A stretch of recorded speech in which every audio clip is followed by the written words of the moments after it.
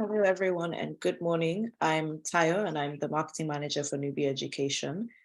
We have with us Peter Middleton from Oswestry School. He's a new head at Oswestry School, so he's joining us today to basically tell us everything we need to know about the school, the admissions process, and he'll be able to answer all your questions in a few minutes. So please put your questions in the chat box if you have a question during the presentation time.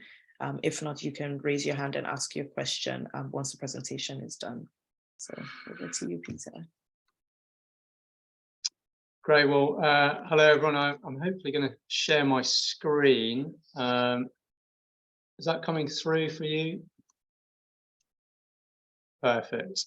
Yeah, very good to be joining your call today. So I hope everyone is well. Thank you for joining us. As Tayo says, my name's Peter Middleton. I'm headmaster here at Oswestry School. You actually have the benefit not only of speaking to myself as headmaster, but in fact, Tayo was a pupil here at Oswestry School. So you have alumni there. She won't necessarily thank me for inviting you to ask her questions, but she will be able to speak to you from experience. So what I'm going to do, if it's okay, I'm just going to really sort of share some images with you of the school. I think sometimes it's helpful to be able to visualize our school setting, what school is like. Obviously, our school website and social media is very helpful as well to get that sense of what we're about. So I would encourage you, if you're keen to find out more, to look at those social media channels. I can tell you a little bit about those at the end if you'd like. But hopefully today I'm able to explore a little bit about what I think makes Oswestry School special, and answer any questions you may have. So I wanted to sort of start really with our location, because I think school location and geography is an important factor for families and indeed the pupil experience in terms of the environment in which your sons and daughters would be coming to school. So this is one of my favorite photos of the school campus.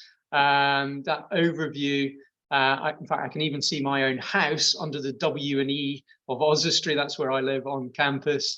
But I think this sort of best shows you our campus setting. It also shows you our kind of playing fields, which you can see on the left-hand side of the picture, and also the beautiful countryside that's on our doorstep with the rolling hills of the Welsh countryside beyond. So it's a really kind of safe setting. It's quite a quiet and secure site. We're in a sort of rural part of England. But we're also benefit from being not very remote. So we're not stuck in the middle of nowhere. We are right on the edge of the town of Oswestry. And hopefully I'll be able to move on. So yes, here we go. So you can see here that we're located right next to the town of Oswestry, which is about a 3-minute walk away. And that's great for our pupils. So they're in a sort of safe and secure campus setting, but they're not stuck out in the middle of nowhere. So the town of Oswestry, it's not enormous. It's not a big city, maybe sort of 18,000 residents, but it's got cafes and shops and restaurants. As an English teacher, I had to say that it's got an amazing bookshop, which the pupils occasionally go in as well. But it's nice for them that they've got that on their doorstep. Maybe helpful just to sort of show you on the map where we are. So Oswestry, right in the heart of Shropshire, you can sort of see we're on the kind of left-hand side of the county. So we're right on the Welsh border. So we're very close to the coast. And occasionally, you know, when the weather's a bit better than it is now, we'll take the boarders for a trip to the beach, for instance, at a weekend. not too far from London. You know, it's 3 hours away. But most of our families, they tend to fly into kind of Birmingham and Manchester. So they're major cities with international airports, and they're just over an hour away. So we're quite close, quite well located to those kind of links, and I know that's important to families traveling from overseas. I'm going to just sort of share with you our school badge, not to sort of show you what our school uniform is, but to me it's quite important, our badge, kind of where we come from and our heritage. As you might have spotted from the opening slide, this is a very old school. It's one of the oldest in England. We're 615 years old. We're actually older than Eton. You might have heard of Eton. Well, we're older than them. So 615 years old, and we still wear the crest, the family crest of our founder, David Holbach, who established the school 615 years ago. And I think the badge that we wear is an important part of our identity, and it's an important thing for our pupils when they come to the school, because whether it's on their uniform or their sports kit, it's a way in which they can quickly feel a part of our community, that we're united by the shared history and heritage of wearing the same badge. And as I'll come on to talk about later, we're really kind of globally diverse community. We have over 30 different nationalities at the school, but we're united by being one community, by being one Oswestry School, and we all wear that same badge. I like the fact that our school crest is a family emblem, the family crest of David Holbach, because that's the kind of school that we are. We're a family school, a close-knit community. So when you join Oswestry School as a family, as a pupil, you're not just joining a school, you are joining a family, and one indeed with a very sort of ancient family tree. And I think that's something I want to get across early on, that first and foremost, that's who we are as a school. We're a close-knit community, we're a family school. As Teo mentioned, I am relatively recently in post. This is the start of this academic year. I actually started in January, so midway through the last academic year. I have been in Shropshire for some time. I'm originally from Scotland. I'm afraid my accent has disappeared somewhere, but we came to Shropshire 14 years ago. I previously was at Shrewsbury School, which is a big boarding school nearby. I was there for 14 years. And this is me with my 3 girls. So I've joined the school with my wife, Jenna, who's a doctor, and these are my 3 daughters, Isla, who's in the tweed jacket, so she's in year 8. Sophia's in year 6, and my youngest, Rosie, who is basically the boss of my household. She's in year 3. So I mentioned that not just to show you a picture of my family, but to share with you that I'm speaking to you both as headmaster, but I'm also speaking to you as a parent who knows the school as a parent and can talk with the experience of being a parent as well. And one thing that I have felt, or we have felt as a family, is the warmth of welcome that we've received as a family. And that, I know, is what all families feel and all pupils feel, that this is a community that welcomes new people with open arms. Now, being a family school enables each and every pupil to be known, enables people to be valued, to be understood. Our sixth formers sort of act almost as older siblings to the younger pupils. It's very typical to be passing each other on a regular basis because we're on this campus, and people are genuinely friendly here. You know, you quite regularly have kids passing saying, "Morning, sir, how are you doing? How was your weekend?" And I love that about the place. It's really friendly. It's not an intensive environment. It's not a sort of threatening environment. It's a genuinely sort of happy place, and it is like being part of a big family. When I visited Oswestry School for the first time, probably 2 years ago, as part of the interview process, I was toured by one of the sixth form pupils, one of the boarders. And my tour guide, Janashine, she showed me around the campus facilities, many of which, as you'll see from the website, are very impressive. And she talked about the rich vibrancy of school life. And I found that quite a compelling narrative to hear from a pupil about the pupil experience. And as we went through the different classrooms and facilities around the school site, I could see that this was an impressive school. It was an ancient school, but it had modern facilities, and that was great. And I could see that this was a really exciting place to be. But the thing that really struck me on that tour that I had from Janashine that day was that each and every pupil we passed, regardless of their year group, regardless of whether they were a boy or a girl, Janashine would greet them, and she would greet them by name. And one or two of those pupils that we passed, she'd explained, had only just started that term. They'd only been there a matter of weeks, but yet she still knew their name and greeted them as if they'd been there for many years. And that impressed me. And I'd never really experienced that before. Now, some of that comes from the smallness of our school, which enables each and every pupil to be known and to be valued. We're deliberately a small school. So we're just over 360 pupils in the senior school. I have 130 boarders. We want to keep it that way. We think small is beautiful. That being small enables us to really look after every single child. And that's a big part of who we are as a school. And I think what makes the atmosphere around here so special. And crucially, it means that no pupil is left behind or slips through the cracks.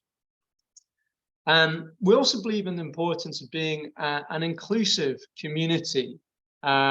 We have both day pupils and boarding pupils, and these are some of our boarding pupils from last year. And as I mentioned, our pupils come from over 30 different nationalities. Even though there's only 130 of them, they're from 30 different nationalities. So it's a really excitingly diverse and vibrant community, almost a kind of United Nations gathered in this small pocket of Shropshire.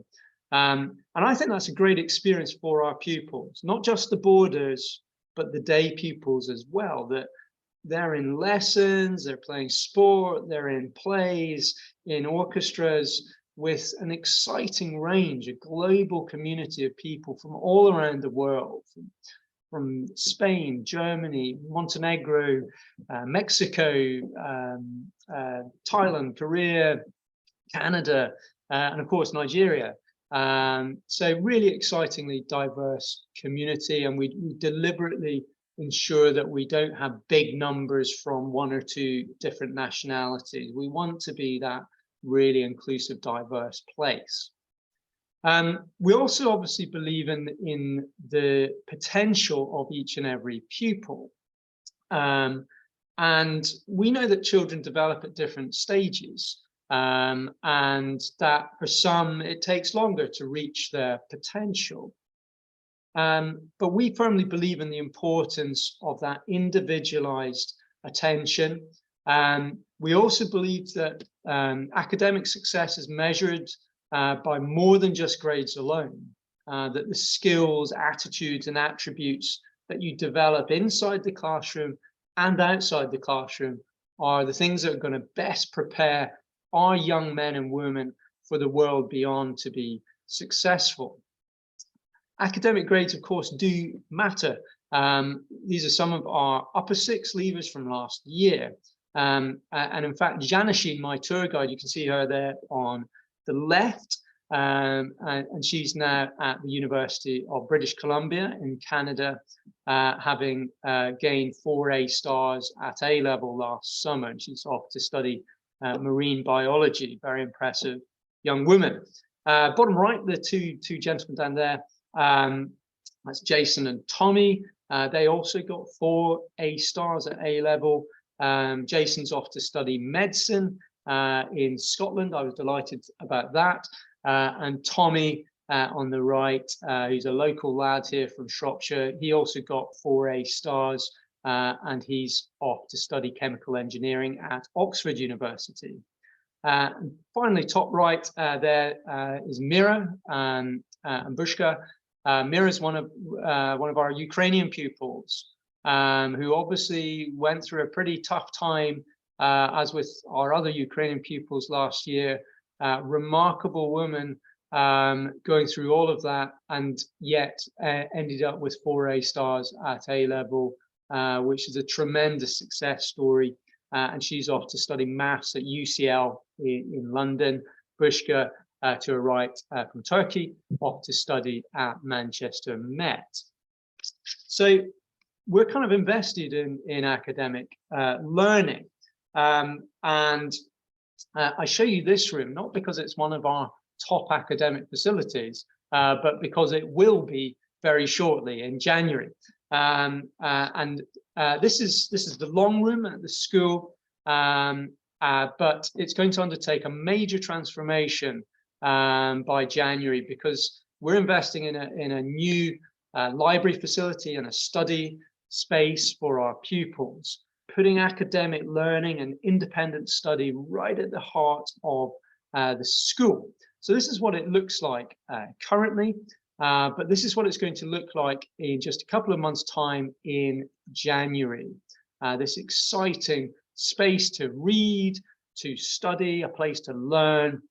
It's going to be a really dynamic, contemporary space that we've created to encourage in our pupils independent learning, creativity, discourse, and debate.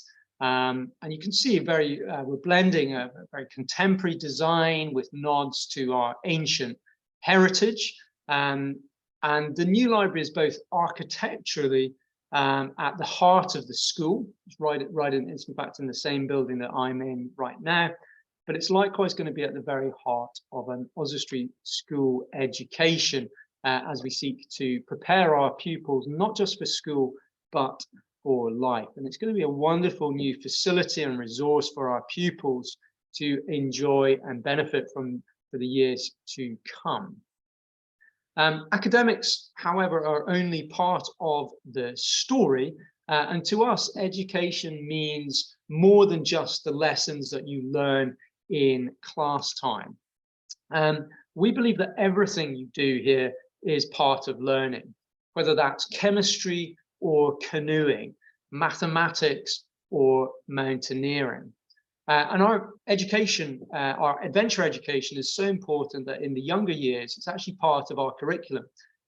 So our pupils in the younger years might have a morning where they're studying maths and English and science, and then they're heading down 10 minutes away to canoe down the Montgomery Canal. So it's an exciting educational experience. We think it's important to step out of your comfort zone and to try new things and challenge yourself. And there are plenty of chances to do that here at Oswestry School. We have over 100 activities, sports, music, drama, dance, you name it, we probably got it. And I really encourage our new pupils to not just carry on doing the things that they enjoy and that they're good at, football, hockey, whatever it is, but also to come here and try new things, maybe things that slightly scare them, that they've never done before, because there's a real value in those kind of experiences. Now, I don't just talk the talk on that. I like to walk the walk. So there's no escaping it, even if you're the headmaster, having to abseil down a tower on open day. I survived. So sport, you may be looking at that. That's a big part of who we are. You saw our playing fields, you'll have seen pictures of our indoor sports centre. We're pretty good at it, given our size. Big sports here, well, football is very popular, including for our girls.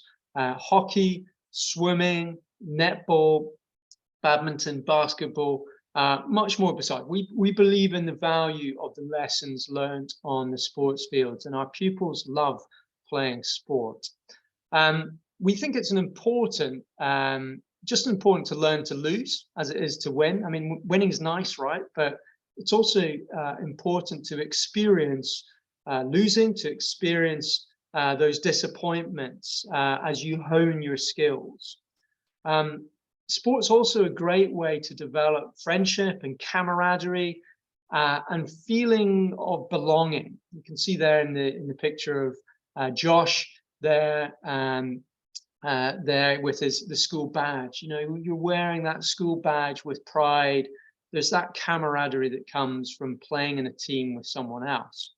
You don't have to be into traditional team sports. So you might find yourself instead doing mountain biking, skateboarding, archery, shooting, or even cross-country running with the headmaster. I had to give that a plug.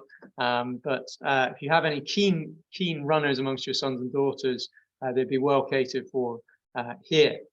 Of course, it's not all about sport. We have multiple clubs and activities in the performing arts, from dance to theatre. We just had the whole school show last week, the musical Matilda. We do Lambda classes, which is sort of speech and drama classes, which a lot of our pupils do. Music is very, very healthy as well. And this is a place where it's kind of cool to be in the choir. That's our boys' choir there, called the Mementos. Great group of lads who love to sing, and also quite impressive hair. So that's us, really in a nutshell. Oswestry School doing things differently since 1407. Beautifully small, vibrantly diverse, invested in academics, co-curricular and pastoral care, and above all, invested in each and every child. So I hope that gives you a little bit of a flavour of who we are. Very happy to sort of take any questions or pass them over to Teo if I don't know the answers. But yeah, hopefully that was useful. Wonderful. Thank you so much, Peter, for that. I think I can second everything that Peter said, having been to Oswestry School myself, and it's true, every one of the staff knows you by name, and so do you.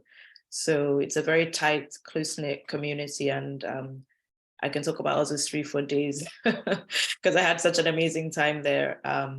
And after I was done at Oswestry, I went on to get a degree in politics from the University of Leicester and a master's in media and communications from the University of Warwick. So they really prep you very well. So I second everything that Peter has said. If you have any questions, please do put them in the chat box, or you can raise your hand and unmute your mic, and it's an interactive session from here on, so we can learn more about you and your child's needs as well. I think we actually do have one question already put in the chat. So someone says, hi, Peter. At what age does the school usually admit boarders? Yeah, so we're an all-through school. So we have a prep school from age 4 to 18. Most of our boarders are year 7 and above. And typically, yeah, more of our pupils are coming in more like kind of year 8, year 9 as boarders.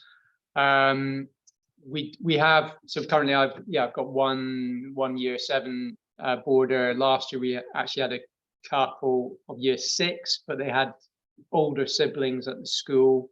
So I would probably say it's sort of better to be looking at that kind of year 8, year 9 entry points. There are certainly very close to here, about 10 minutes away. There's a sort of standalone prep school called Packwood, and they have boarding. So that could be an interesting option as well. Maybe a year, if you were looking at sort of, year 6, year 7 entry point, potentially looking at a kind of prep school entry at somewhere like Packwood, and then coming on to Oswestry. So certainly, if that was something you were thinking about, then if we were having an individual meeting online or on email, we could talk about that and look at your options. Yeah, and I see you've just responded year 8. So yeah, no problem with year 8. Okay, wonderful. So Damon says, thank you, Peter. Very good presentation. So he's asking about a culture shock, and is pastoral care able to make sure that their child is integrating well if they're coming into year 9? Yeah, absolutely. And as I say, we've got pupils from 30 different nationalities, so their experiences can be very different. Some of them, English isn't their first language. Some of them coming from countries that are very different culturally to here. A lot of them coming from places the weather's a bit better than here.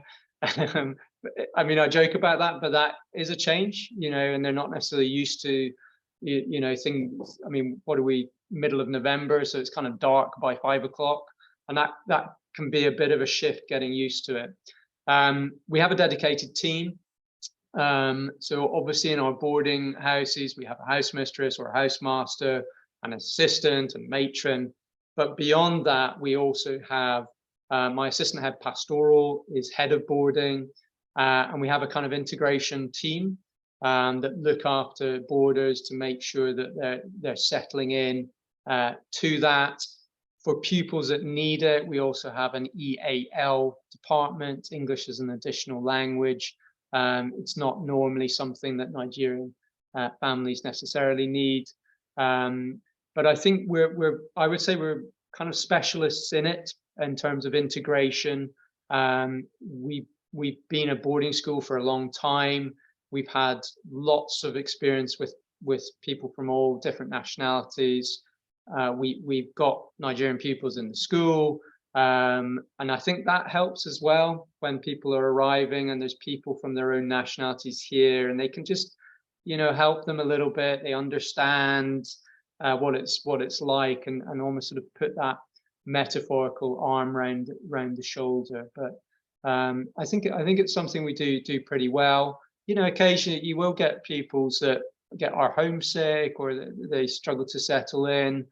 So that's normal, and we just make sure that we get our team around them and work with them. Great. I can see my mom's hand. Rose is up. You can unmute yourself. Yes. Okay. Hi, Rose. And I'll come to your question, Rose, shortly. Good afternoon, everybody. Peter, well, that's a wonderful presentation. And I have to say here that, like Tayo said, everything you said about Oswestry is true. Tayo was very young when she went to Oswestry, and she was, in fact, when the headmaster came to Nigeria, he said to me, oh, I don't want more than 5 students because we don't want more than 5 from any country. And when we were taking Tayo was very young, and we got there, he was the only Black in the lower and before we knew it, she got integrated so much. We were worried that Tayo is the only Black in this school. How are we going to leave her? But she came to us. I said, oh, Mom, I'm happy.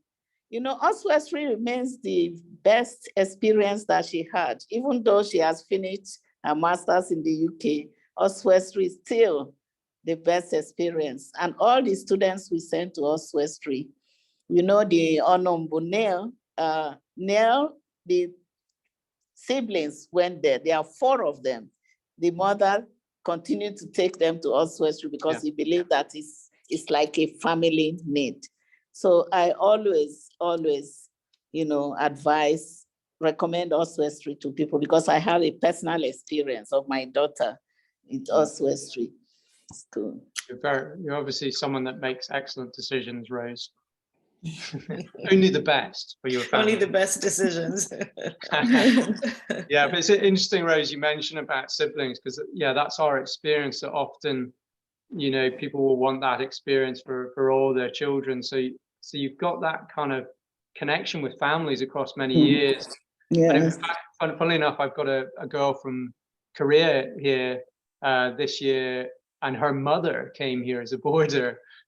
So she's a sort of second generation international boarder, which is fantastic. So that's amazing.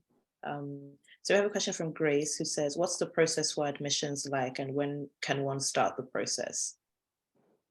Yeah, so we try and keep the process quite simple, really, to make it as easy as possible. And it works well when we're working with agents like Nubi. There's, you'll get the help from Nubi, but you also get the help from us through that process. I have a wonderful colleague called Sarah Hicklin, who oversees international admissions, and she's very, very helpful in the dialogue with families, and you'll get to know her quite well through the process. So much so that, when families finally come here and they meet Sarah, they always greet her with a hug because they feel like they know her so well. So normally what would happen, if you were kind of interested in it, I would normally have a Zoom interview with the pupils. I try and make sure that's not intimidating or something for them to be nervous about. It's really just a way for me to hear a bit more about their background and their interests, and hopefully sort of answer some of their questions and reassure them. So that's part of the process. We tend to look at school reports, just getting a sense of the pupil. In the lower years, there's not really a test. We're deliberately a non-selective school, so we don't sort of say, well, if you've not got the very top grades, we're not going to see you. As I said in the presentation, we believe in the potential of all children. For sixth form entry, clearly, we've got to run the tests just to make sure we know that they'll be capable of doing the subjects that they choose for A level. But lower down, really, it's a case of getting to know people, and then it's really a process of visas and registration fees and things like that. But Rose and Taya would be able to talk you through that process if you're interested in finding out more without necessarily committing yourself to anything. It's obviously not quite so easy to sort of come over in a plane. If you are over in the UK, I'd be delighted to host you here and show you around the school. But clearly, that's not always possible. So I think it's the dialogue with Nubi, the dialogue with us, and then the main thing is finding the right fit for your child. You know your son or daughter best. You'll know what kind of school they will do well in. And we might be the right school for lots of people, but we might not be the right school for others. So I think finding the right fit for your child is really important.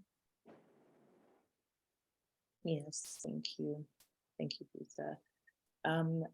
I've put our email address in the chat box, and I would do it again, but you will have my email if you've been receiving all the reminder emails from me. But I put our email address again in the chat box, and we are happy to guide you through the application admissions process at no extra cost to you from our end. Say thank you for being a part of our fair. So please do get in touch with us, and we'll be in touch also, and we can just follow up with you and guide you through that process. If anyone has any more questions, please do feel free to raise your hand and unmute your mic, and please put your last few questions in the chat box, and we're here to answer them.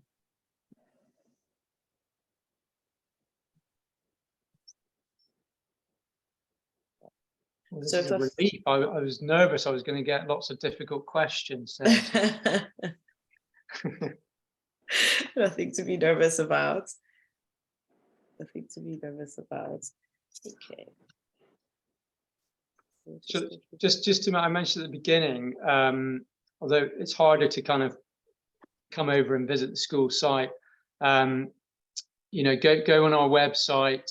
There's quite a good short video, you know, if you want to show your son or daughter. A lot of people like it. I think it kind of captures who we are, and it helps you visualize.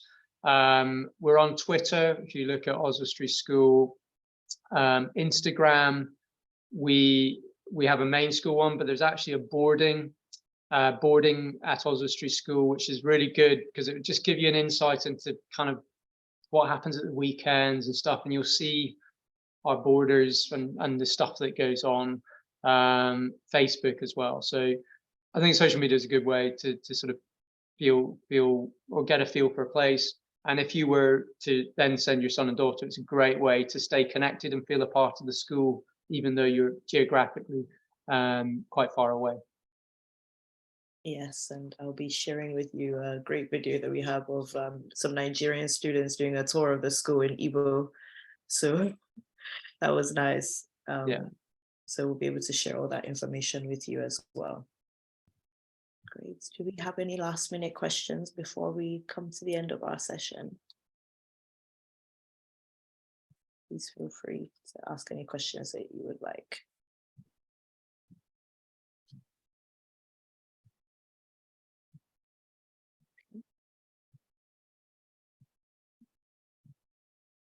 Wonderful. All right. Thank you so much, Peter, for your time today. We really, really appreciate it. Very welcome. It's a pleasure to hear and see what's new and what's happening at Oswestry School. So thank you so much for your time, and to our parents that have joined us, thank you so much for your time. We appreciate it as well. Great. Well, thank you for inviting me, and look forward to potentially meeting some of your sons and daughters in due course. Have a very good day. You too, Peter. Thank you. Okay. Thank you, everyone.